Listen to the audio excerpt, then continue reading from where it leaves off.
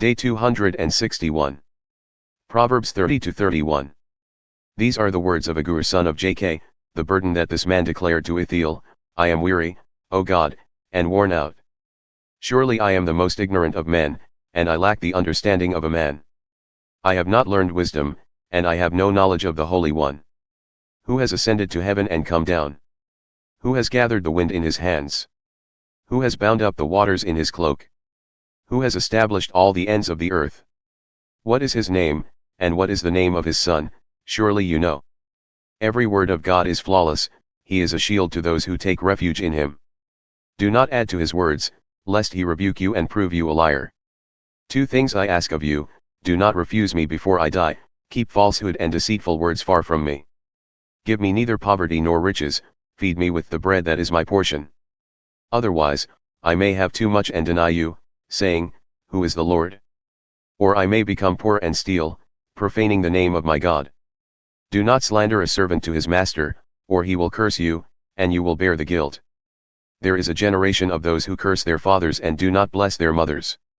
There is a generation of those who are pure in their own eyes and yet unwashed of their filth. There is a generation, how haughty are their eyes and pretentious are their glances. There is a generation whose teeth are swords and whose jaws are knives, devouring the oppressed from the earth and the needy from among men. The leech has 2 daughters, give and give. There are 3 things that are never satisfied, 4 that never say, enough. Sheol, the barren womb, land never satisfied with water, and fire that never says, enough. As for the eye that mocks a father and scorns obedience to a mother, may the ravens of the valley pluck it out and young vultures devour it. There are 3 things too wonderful for me, 4 that I cannot understand: the way of an eagle in the sky, the way of a snake on a rock, the way of a ship at sea, and the way of a man with a maiden. This is the way of an adulteress: she eats and wipes her mouth and says, I have done nothing wrong. Under 3 things the earth trembles, under 4 it cannot bear up: a servant who becomes king, a fool who is filled with food, an unloved woman who marries, and a maidservant who supplants her mistress. 4 things on earth are small, yet they are exceedingly wise: the ants are creatures of little strength, yet they store up their food in the summer; the rock badgers are creatures of little power, yet they make their homes in the rocks; the locusts have no king, yet they all advance in formation; and the lizard can be caught in one's hands, yet it is found in the palaces of kings. There are 3 things that are stately in their stride, and 4 that are impressive in their walk: a lion, mighty among beasts, refusing to retreat before anything; a strutting rooster, a he-goat, and a king with his army around him. If you have foolishly exalted yourself, or if you have plotted evil, put your hand over your mouth. For as the churning of milk yields butter, and the twisting of the nose draws blood, so the stirring of anger brings forth strife. These are the words of King Lemuel, the burden that his mother taught him: What shall I say, O my son? What, O son of my womb? What, O son of my vows? Do not spend your strength on women or your vigor on those who ruin kings. It is not for kings, O Lemuel, it is not for kings to drink wine, or for rulers to crave strong drink, lest they drink and forget what is decreed, depriving all the oppressed of justice. Give strong drink to one who is perishing, and wine to the bitter in soul. Let him drink and forget his poverty, and remember his misery no more. Open your mouth for those with no voice, for the cause of all the dispossessed. Open your mouth, judge righteously, and defend the cause of the poor and needy. A wife of noble character, who can find? She is far more precious than rubies. The heart of her husband trusts in her, and he lacks nothing of value. She brings him good and not harm all the days of her life.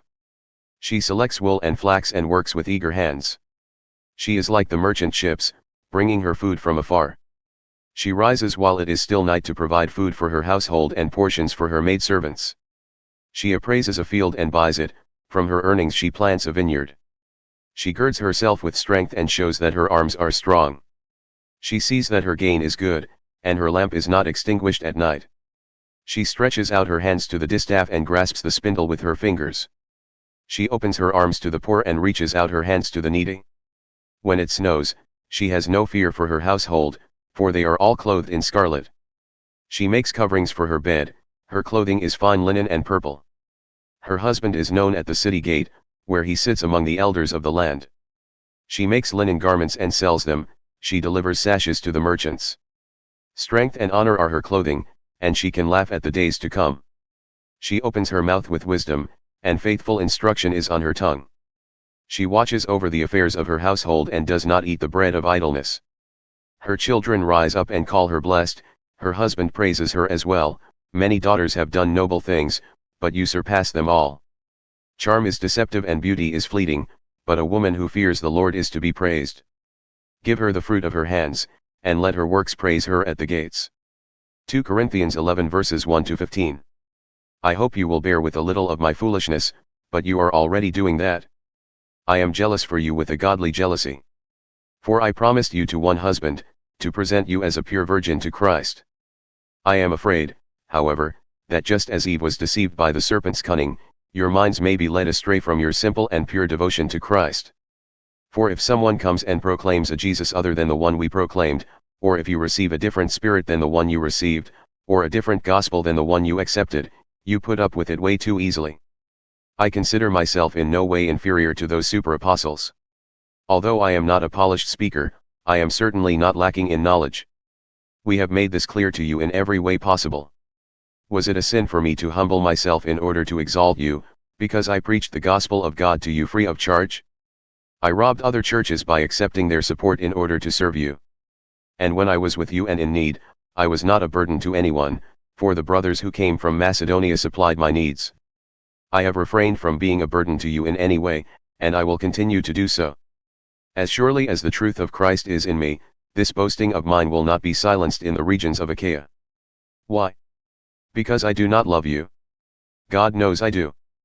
But I will keep on doing what I am doing, in order to undercut those who want an opportunity to be regarded as our equals in the things of which they boast. For such men are false apostles, deceitful workers, masquerading as apostles of Christ. And no wonder, for Satan himself masquerades as an angel of light. It is not surprising, then, if his servants masquerade as servants of righteousness. Their end will correspond to their actions.